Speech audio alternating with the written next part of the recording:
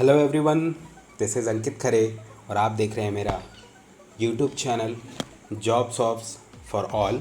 और इस YouTube channel पे सिर्फ जो जॉब वैकेंसी है या रिक्रूटमेंट है उसके बारे में ही जानकारी नहीं दी जाती है। कोई नया कोर्स अगर स्कूल लेवल पे हो या यूजी लेवल पे या पीजी लेवल पे कोई भी कोर्स हो उसके बारे में जानकारी दी जाती है। तो चलिए ऐसे ही आज हम लोग बहुत ही इम्पॉर्टेंट मुद्दे पे बात करने वाले हैं, जो कि एक 10th क्लास जो बच्चे पास हुए हैं उनके लिए भी इम्पॉर्टेंट है और जो 12th क्लास पास कर चुके हैं उनके लिए भी बहुत इम्पॉर्टेंट है। ओके, तो चलिए आज की इस वीडियो को स्टार्ट करते हैं। आप लोग वीडियो के अंत तक बने रहिएगा ताकि बहुत सारी जो इन्फॉर्मेशन है आपको बीच बीच में मिलती रहेंगी। तो चलिए आज की इस वीडियो को स्टार्ट करते हैं। भारत में साइंस स्ट्रीम अगर आपका है तो 12वीं पास स्टूडेंट के लिए कैरियर ऑप्शंस कौन कौन से हो सकते हैं। ओके, तो चलिए स्टार्ट करते हैं। तो जो लोग 10th क्लास अभी पास किए हैं और साइंस स्ट्रीम के लिए कंफ्यूज्ड हैं कि भाई अगर मैथ्स लिया तो सिर्फ इंजीनियरिंग कर सकते हैं या बायो वाले हैं तो सिर्फ एमबीबीएस मेडिकल कोर्स के लिए जा सकते हैं, तो ये बिल्कुल गलत बात है। आपके लिए इनके अलावा भी बहुत सारे कैरियर ऑप्शंस हैं, सो उनको जानना आपके लिए बहुत ज़रूरी है। तो चलिए स्टार्ट करते हैं। यदि आपकी रुचि इंजीनियरिंग में नहीं है तो आप 3 साल का रेगुलर ग्रेजुएशन कोर्स का भी चयन कर सकते हैं और आने वाली स्लाइड्स में हम उसके बारे में बात करेंगे। तो ये कोर्स जो है देश के लगभग सभी यूनिवर्सिटीज़ द्वारा ऑफ़र किए जाते हैं और ये कोर्सेज़ रेगुलर कोर्सेज़ होते हैं तथा आपको उनमें से किसी एक सब्जेक्ट में ऑनर्स करना पड़ता है। इसके अंतर्गत विषय के थ्योरेटिकल पहलुओं के साथ साथ प्रैक्टिकल ट्रेनिंग पर भी व्यापक और विशेष जोर दिया जाता है।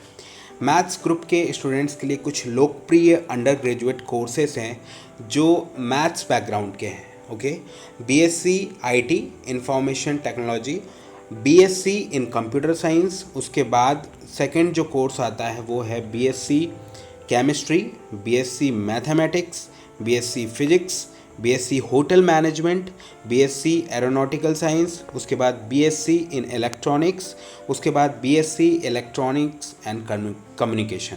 ओके, तो इतने सारे कोर्स हैं, अगर आप चाहें तो इनका स्क्रीनशॉट ले सकते हैं और जो भी पर्टिकुलर कॉलेज है जहाँ पर ये सब्जेक्ट अवेलेबल है, ओके, तो आप वहाँ पर जा कर के चेक कर सकते हैं।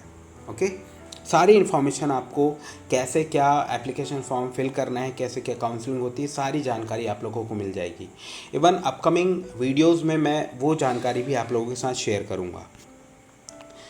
अब देख लेते हैं कोई अगर मेडिकल फील्ड से अगर कुछ करना चाहते हैं तो साइंस स्ट्रीम में स्टूडेंट्स के लिए मेडिकल या मेडिसिन भी एक बहुत ही महत्वपूर्ण करियर ऑप्शन है।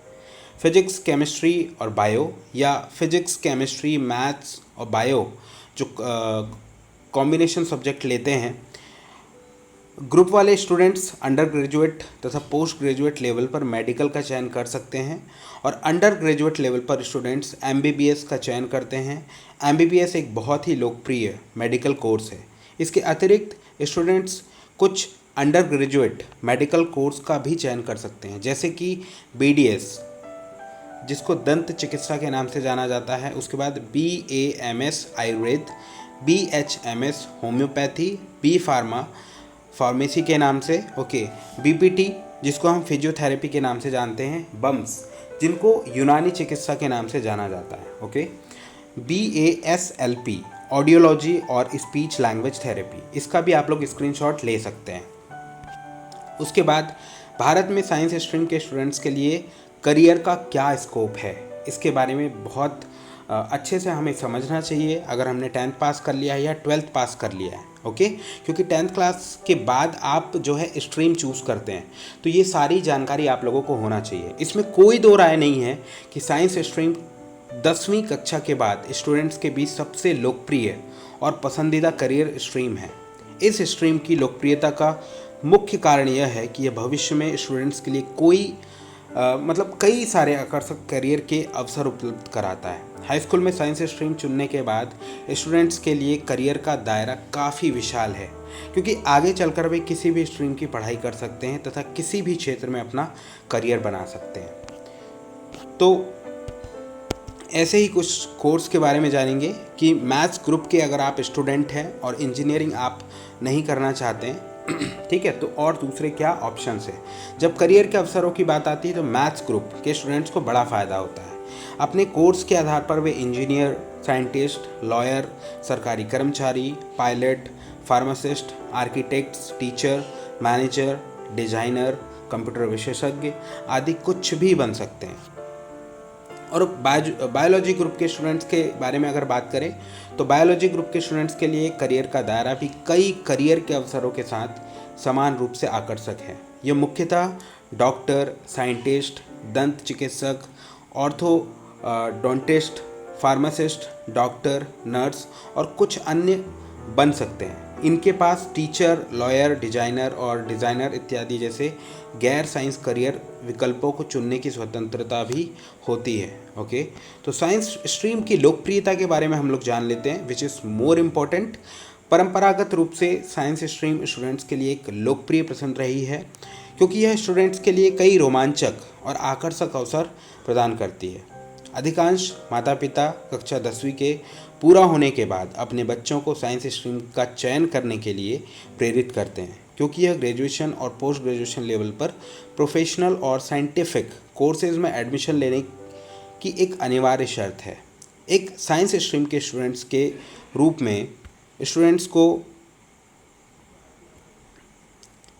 पर्यवेक्षण द्वारा प्राकृतिक घटनाओं से जुड़े विषय वस्तुओं की सिस्टमैटिक साइंटिफिक स्टडी के साथ साथ उनकी थ्योरेटिकल और प्रैक्टिकल स्टडी भी करना पड़ता है। ओके, इसीलिए जॉब के जो ज़्यादा चांसेस होते हैं यहाँ पे बनते हैं। ठीक है, अब मुख्य विषय के बारे में बात कर लेते हैं। साइंस का क्षेत्र एक विस्तृत तथा व्यापक है। इसके अंतर्गत लगभग वो सभी चीज़ें शामिल हैं जिसे हम देख सकते हैं, स्पर्श कर सकते हैं, सुन सकते हैं, महसूस कर सकते हैं। एवं इससे परे भी जहां हम रहते हैं सिर्फ वही दुनिया नहीं बल्कि यह संपूर्ण ब्रह्मांड साइंस के दायरे में आता है। आमतौर पर स्टूडेंट्स को 11वीं और 12वीं कक्षा में मुख्यतः फिजिक्स, केमिस्ट्री और बायोलॉजी का अध्ययन करना पड़ता है। इसके अतिरिक्त एक अनिवार्य भाषा तथा मुख्य विषय के रूप में गणित विषय भी होगा जिसका अध्ययन मुख्य स्ट्रीम या ऐच्छिक विषय के रूप में किया जा सकता है। साइंटिफिक स्टडी डोमेन को ध्यान में रखते हुए कंप्यूटर साइंस भी फाउंडेशन कोर्स के रूप में एक आधारभूत विषय के रूप में होगा। फिजिक्स के बारे में बात कर लेते हैं। फिजिक्स एक नेचुरल साइंस है। इसके अंतर्गत मुख्यतः मैटर और मोशन का अध्ययन किया जाता है। इसके अतिरिक्त इस विषय के जरिए आप यह भी जानेंगे कि मैटर किस तरह से एनर्जी और फोर्स के साथ इंटरेक्ट करते हैं। यह अपने चारों ओर फैले ब्रह्मांड का अध्ययन करता है और फिजिक्स के एक अभिन्न हिस्सा के रूप में स्टूडेंट्स को सबसे छोटे प्राथमिक कणों यानी एटम्स और परमाणुओं के साथ साथ सबसे बड़े सितारों और ब्रह्मांड का भी अध्ययन कराते हैं। ओके, कक्षा 11वीं और 12वीं कक्षा के फिजिक्स में electricity, astronomy, motion, waves, sound और लाइट का भी अध्ययन किया जाता है।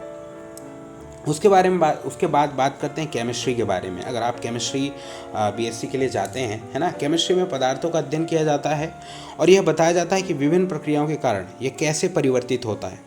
केमिस्ट्री विषय में मैटर के स्ट्रक्चर, कंपोजिशन, बिहेवियर और प्रॉपर्टीज़ तथा केमिकल रिएक्शन के माध्यम से इनके गुणों को कैसे बदला जा सकता है का अध्ययन किया जाता है। यह फिजिक्स से थोड़ा बहुत मिलता जुलता सब्जेक्ट है। इसमें फिजिक्स के कई कॉन्सेप्ट को पढ़ाया जाता है। अब बात कर लेते हैं बायोलॉजी के बारे में। बायोलॉजी के अंतर्गत जीवित तथा मृत दोनों ही जीवों का अध्ययन किया जाता है। इसमें जीवन और विभिन्न जीवित जीवों का अध्ययन किया जाता है। इसका मुख्य विषय पृथ्वी के विभिन्न जीवन रूपों के मूल, विकास, संरचना, कार्य, विकास और वितरण की प्रक्रिया को समझना है। बायोलॉजी के 3 प्रमुख सब डोमेन हैं। पहला है प्राणीशास्त्र, जूलॉजी। यह शाखा पशु साम्राज्य से संबंधित है और इसके अंतर्गत उनके व्यवहार, संरचना और शारीरिक विज्ञान का अध्ययन किया जाता है। तो वनस्पति विज्ञान ये दूसरा है बायोलॉजी के लिए। बॉटनी के अंतर्गत वनस्पति और पौधों से जुड़ी सभी तथ्यों का अध्ययन किया जाता है। उसके बाद बात करते हैं माइक्रोबायोलॉजी। ये भी बहुत ट्रेंड में है। यह बायोलॉजी की वह शाखा है जिसके अंतर्गत सूक्ष्म जीवों का अध्ययन किया जाता है। इस डोमेन के तहत बैक्टीरिया, कवक और वायरस जैसे सूक्ष्म जीवों का मुख्य रूप से अध्ययन किया जाता है। ठीक है, उसके बारे में बात करते हैं। साइंस स्ट्रीम विषय समूह। साइंस स्ट्रीम के अंतर्गत स्टूडेंट्स को 2 विषय संयोजन या विकल्पों का चयन करने का ऑप्शन प्रदान किया जाता है। पीसीएम पहला होता है फिजिक्स, केमिस्ट्री, मैथ्स, है ना। तो इसमें जो है फिजिक्स, केमिस्ट्री और मैथ्स इस मैथमेटिक्स ग्रुप के रूप में भी जाना जाता है। इस विषय का चयन वही स्टूडेंट करते हैं जो निकट भविष्य में इंजीनियरिंग की पढ़ाई करना चाहते हैं। जो स्टूडेंट्स कक्षा 11वीं में इस विषय को लेते हैं उन्हें फिजिक्स, केमिस्ट्री और मैथ्स और उससे संबंध विषयों का अध्ययन एक भाषा के साथ उनके प्रमुख विषयों के रूप में करना पड़ता है। अब बात करते हैं पीसीएमबी, जिसको फिजिक्स, केमिस्ट्री, मैथ्स और बायोलॉजी, ये कॉम्बिनेशन होता है सब्जेक्ट का। तो पीसीएमबी ग्रुप को बायोलॉजी के ग्रुप के रूप में जाना जाता है और उसे उन स्टूडेंट्स द्वारा पसंद किया जाता है जो चिकित्सा या चिकित्सा डोमेन में अपना कैरियर बनाना चाहते हैं। इस ग्रुप को लेने वाले स्टूडेंट्स को मुख्य विषय के रूप में फिजिक्स, केमिस्ट्री, बायोलॉजी और मैथ्स तथा इससे संबंध विषय अर्थात माइक्रोबायोलॉजी का अध्ययन किया जाता है। इसके साथ ही उनके सिलेबस के एक हिस्से के रूप में एक अनिवार्य भाषा तथा कंप्यूटर साइंस या आईटी भी पढ़ना पड़ता है। ठीक है, तो साइंस स्ट्रीम में हायर स्टडीज़ का स्कोप हम लोग देख लेते हैं। अपनी 12वीं क्लास साइंस स्ट्रीम में पास करने के बाद स्टूडेंट्स के लिए कोर्सेज और करियर ऑप्शंस की एक विस्तृत श्रृंखला उपलब्ध है। साइंस स्ट्रीम के स्टूडेंट्स को सबसे बड़ा फ़ायदा ये होता है कि वो पोस्ट ग्रेजुएट या अंडर ग्रेजुएट लेवल पर आर्ट्स या कॉमर्स का भी चयन कर सकते हैं, है ना। बहुत कमाल की बात। तो जबकि अन्य स्ट्रीम वाले स्टूडेंट्स ग्रेजुएशन में साइंस स्ट्रीम नहीं ले सकते हैं।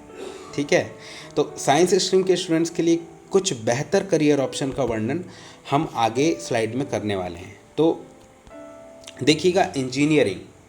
तो इंजीनियरिंग शायद उन स्टूडेंट्स के लिए सबसे लोकप्रिय करियर ऑप्शन है जो साइंस स्ट्रीम चुनते हैं। हर साल लगभग 11 लाख साइंस स्ट्रीम के students JEE engineering entrance exam में बैठते हैं, जो स्पष्ट रूप से इस ऑप्शन के महत्व और लोकप्रियता को साबित करता है।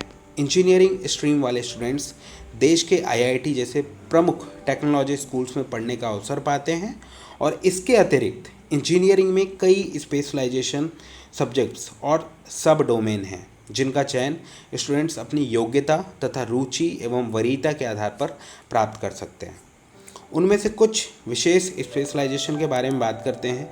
ऐसे तो इतने सारे इंजीनियरिंग के ब्रांच हैं, ओके, सब डिवाइडेशन ऑफ मेन ब्रांच। ठीक है, तो यहाँ पे कुछ मेन ब्रांच है, उनके बारे में बात करते हैं। मैकेनिकल इंजीनियरिंग, जिनको गाड़ी और बाइक और 4 व्हीलर इन सब से थोड़ा सा इंटरेस्ट है, वो मैकेनिकल इंजीनियरिंग ऑप्ट करते हैं। उसके बाद इलेक्ट्रिकल इंजीनियरिंग, ओके, बचपन से जिनको वायरिंग और ये लाइट वाइट से थोड़ा सा प्यार है, वो इलेक्ट्रिकल इंजीनियरिंग। उसके बाद सिविल इंजीनियरिंग, जिनको कंस्ट्रक्शन में थोड़ा बहुत भी इंटरेस्ट है, वो सिविल इंजीनियरिंग। उसके बाद केमिकल इंजीनियरिंग। केमिकल इंजीनियरिंग का जो रूप है बहुत बड़ा है ना, मेडिकल फील्ड में भी यूज़ होता है और प्रोडक्शन जैसे बहुत बड़ी बड़ी जगह पे यूज़ होता है, ओके। उसके बाद कंप्यूटर साइंस इंजीनियरिंग, जिनको कंप्यूटर में इंटरेस्ट है वो कंप्यूटर साइंस इंजीनियरिंग ऑप्ट करते हैं। अब बात करते हैं मेडिकल ग्रुप स्टूडेंट्स के लिए बैचलर डिग्री कोर्स। ठीक है, तो मैथ्स ग्रुप के स्टूडेंट्स की तरह ही बायोलॉजी ग्रुप वाले स्टूडेंट्स अगर मेडिकल फील्ड में नहीं जाना चाहते हैं तो वे बैचलर डिग्री के कोर्सेज का चयन कर सकते हैं। इसके लिए स्टूडेंट्स के किसी एक विषय में विशेषज्ञता हासिल करने के उद्देश्य से किसी भी विषय में ऑनर्स करना पड़ता है। इस कोर्स को करने के बाद स्टूडेंट्स रिसर्च फील्ड में जा सकते हैं या फिर वे टीचिंग को भी अपना कैरियर बना सकते हैं। मेरा एक और चैनल है उड़ते परिंदे, ठीक है, शायद आप लोग जानते होंगे, अगर नहीं जानते होंगे तो मैं अपने जो चैनल है उसके लिंक दे दूंगा, जहां पे आप जानेंगे कि एनसीईआरटी का जो सब ग्रुप है, सब ग्रुप कह सकते हैं, ऑल ओवर इंडिया में ओनली 5 RI कॉलेजेस हैं, रीजनल इंस्टीट्यूट ऑफ एजुकेशन, जहाँ से हम लोग भी पढ़े हैं, ओके। तो वहाँ पे अगर आप टीचिंग कैरियर बनाना चाहते हैं तो आपको 4 ईयर बीएड जो है वो ऑप्ट किया जाता है, BSc बीएड और BA बीएड, ओके। और जिनका ग्रेजुएशन हो गया है तो वो 2 ईयर बीएड ऑप्ट कर सकते हैं। उसका हर साल एग्ज़ाम होता है, जैसे ही वैकेंसी आती है, सॉरी, नोटिफिकेशन आता है, मेरे चैनल में अपलोड कर दिया जाता है। ठीक ठीक है। तो अब आगे बात करते हैं। तो जो मेडिकल मतलब बायोलॉजी ग्रुप के हैं वो क्या क्या कर सकते हैं।